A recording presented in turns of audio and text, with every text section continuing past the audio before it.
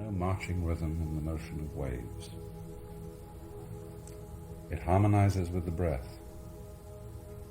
It does not count our days. Its pulse is not in the stingy spirit of measuring, of marking out how much still remains. It's the breathing of eternity, like the Brahma of Indian mythology, who inhales and exhales, manifests and dissolves the worlds endlessly, forever. As a mere conception, that sounds appallingly monotonous, until you listen to the breaking and washing of waves.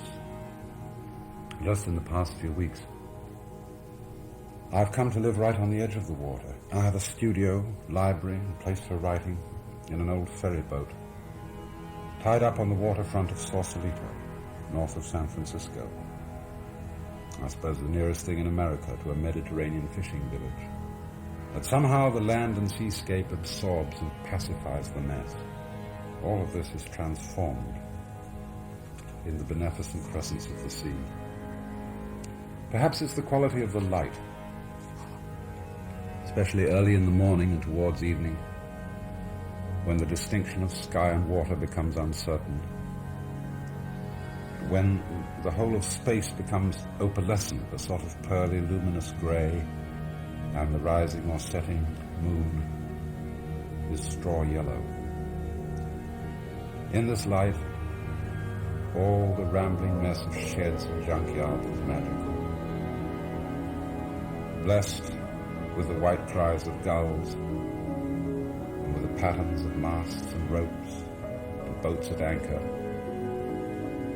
which put me in mind of landfalls a long way away,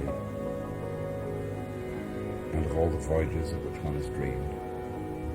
I look out now as I talk to you, across a wide space of nothing but water and birds, ending in a line of green slopes with clumps of trees.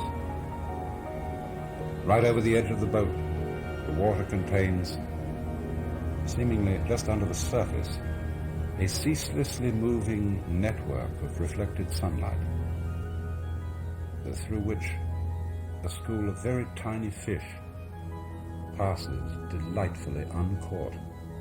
But under the surface of both sky and water, there's the grim business of preying.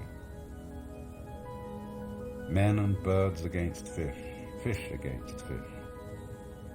The tortuous process of life continuing by the painful transformation of one form into another.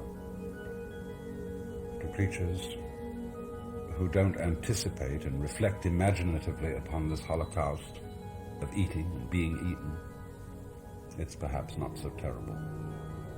But poor man, skillful beyond all other animals, by being able to think in time, and knowing the future, he dies before he's dead, shrinks from the shark's